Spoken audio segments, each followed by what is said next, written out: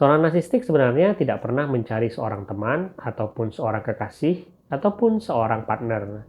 Yang dia cari sebenarnya adalah seorang pengasuh. Seseorang yang selalu bisa dia panggil, seseorang yang selalu mengutamakan kebutuhan dirinya dia di atas kebutuhan orang tersebut. Dia selalu ingin seseorang yang akan mengurusi semua masalah milik si narsistik, tetapi si narsistik sendiri tidak ingin mengurusi masalah mereka. Tetapi masalahnya adalah seorang narsistik tidak mungkin mendekati seseorang dan mengatakan kepada orang tersebut bahwa dia ingin orang tersebut menjadi pengasuhnya dia. Maka ketika seorang narsistik mendekati seseorang, calon-calon supply-nya dia akan bersikap seolah-olah dia adalah seseorang yang sempurna dengan melakukan love bombing. Dia akan menjebak orang tersebut sehingga orang tersebut berpikir bahwa si narsistik adalah seseorang yang tulus. Tapi ketika kamu sudah menjadi pasangan dari seorang narsistik, maka secara halus seorang narsistik akan pelan-pelan merubah kamu menjadi pengasuhnya dia. Bagaimana cara seorang narsistik merubah seseorang menjadi pengasuhnya dia? Kita akan lihat dari video ini. Langkah pertama, seorang narsistik pasti akan memprofilkan dulu calon korbannya dia. Kita tahu seorang narsistik itu akan mencari orang-orang yang penuh dengan empati, atau kita sebut para empath. Kenapa? Karena seorang narsistik bisa mencium keberadaan mereka dan mengetahui bahwa orang-orang yang penuh dengan empati itu adalah orang-orang yang punya keinginan untuk memberi kepada orang lain. Orang-orang yang penuh dengan keinginan dan kasih sayang dan bisa mengutamakan kebutuhan orang lain di atas kebutuhannya dia.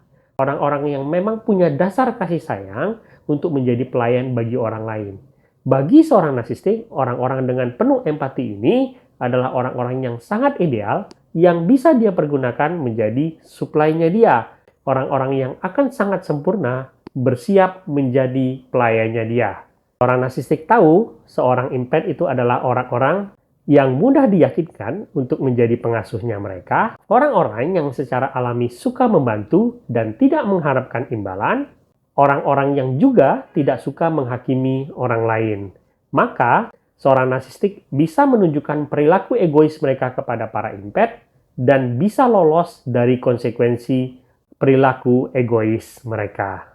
Nah, setelah dia mendapatkan calon supply tersebut, kemudian dia akan menempatkan mereka di dalam sebuah posisi di mana para empath tersebut itu akan kemudian merasa punya kewajiban untuk menolong si narsistik.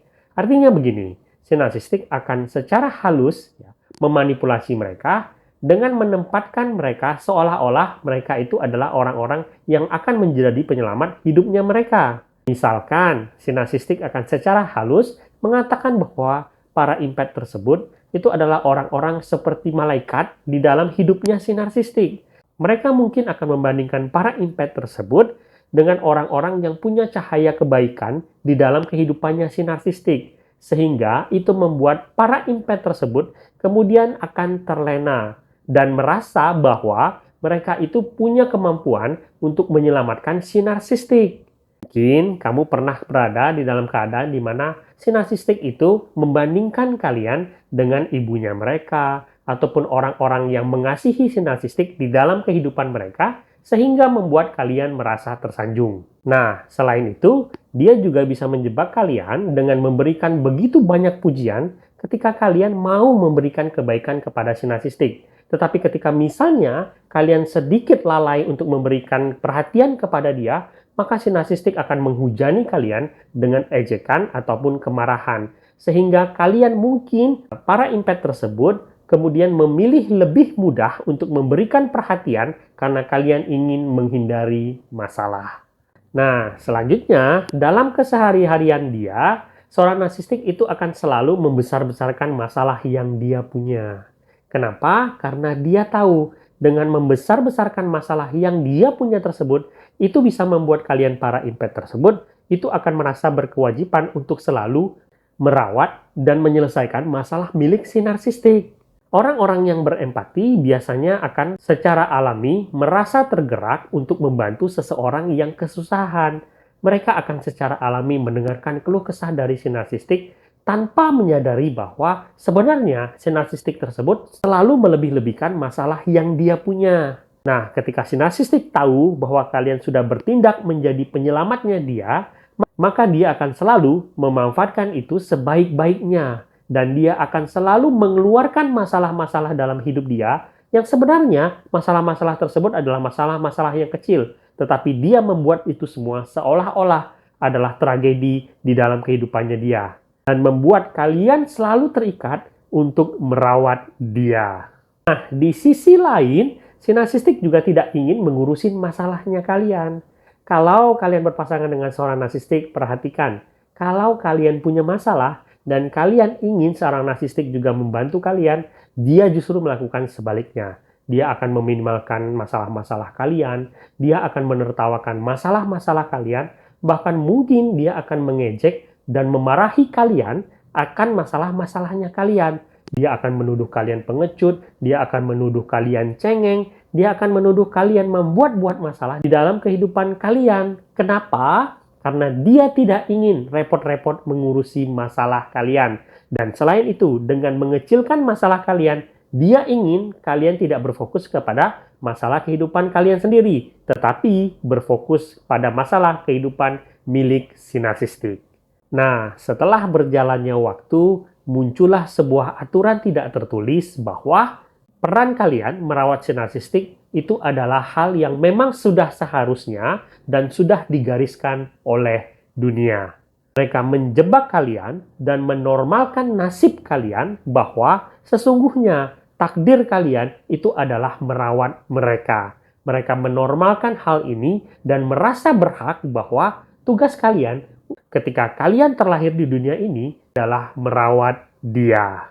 Merawat mereka seperti menjadi sebuah kewajiban dan keharusan bagi kalian dan bukan lagi sebuah tindakan kebaikan yang sebenarnya kalian lakukan kepada mereka. Seorang narsistik tidak akan mengapresiasi lagi semua kebaikan kalian dalam merawat dia, tetapi justru menanamkan kepada kalian bahwa itu semua adalah sebuah kewajiban. Nah, untuk mengontrol kalian tetap berada pada siklus tertentu, seorang narsistik menggunakan berbagai macam cara. Pertama, misalnya menggunakan penyakit-penyakit yang entah bagaimana itu bisa muncul. Seorang narsistik bisa saja merepotkan kalian dan selalu mengikat kalian dalam kendalinya dia dengan mengatakan dia punya berbagai macam penyakit.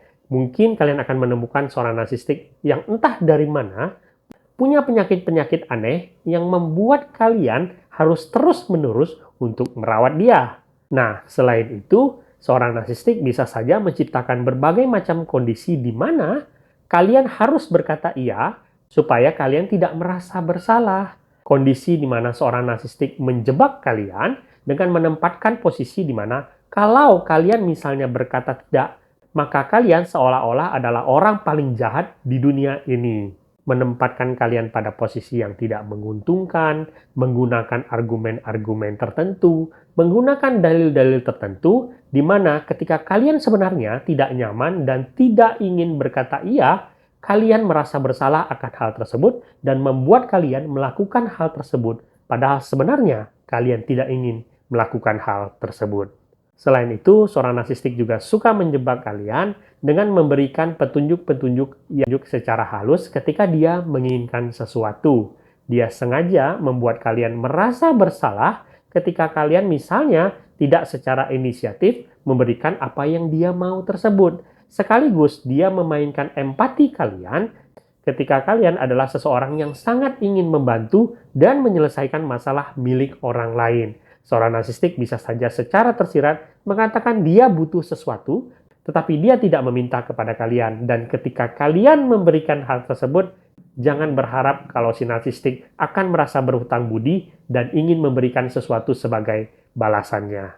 Dan terkadang ketika banyak trik itu tidak bisa berhasil untuk memaksa kalian, seorang narsistik juga bisa menggunakan triangulasi untuk memaksa kalian untuk merawat dia. Ketika kalian tidak mau melakukan sesuatu, dia bisa saja membawa satu pihak masuk di dalam kebohongannya dia, seperti ibunya dia, ataupun figur-figur yang berpengaruh dengan menciptakan narasi kebohongan supaya kalian merasa tersaingi atau merasa bersalah ketika kalian tidak mau memenuhi permintaannya dia. Dia tahu ketika diri dia tidak bisa memaksa kalian melakukan hal tertentu, figur-figur lain yang berpengaruh itu bisa memaksa kalian melakukan hal tersebut atau membuat kalian merasa bersalah ketika tidak mau melakukan apa yang dia inginkan. Sebagai penutup, teman-teman, ingat seorang narsistik itu tidak ingin hubungan yang setara. Dia ingin seseorang yang selalu merawat dia, yang bisa selalu memberikan banyak hal kepada dia, tetapi dia tidak perlu memberikan apa-apa. Untuk kalian yang terjebak di dalam hubungan seperti ini, ingat, kalian tidak bertanggung jawab akan kebahagiaan orang lain. Sudah sepatutnya setiap orang bertanggung jawab akan kebahagiaan dan kesejahteraan dia sendiri. Jadi kalau kamu berada di dalam sebuah hubungan di mana kamu dibuat merasa bertanggung jawab akan kebahagiaan dia atau kesejahteraan dia, artinya kamu sudah dimanipulasi dan kamu berada di dalam sebuah hubungan yang tidak sehat. Keluarlah dari hubungan tersebut, prioritaskanlah diri kalian, dan jangan biarkan diri kalian dibuat merasa bersalah ketika kalian melakukan hal tersebut.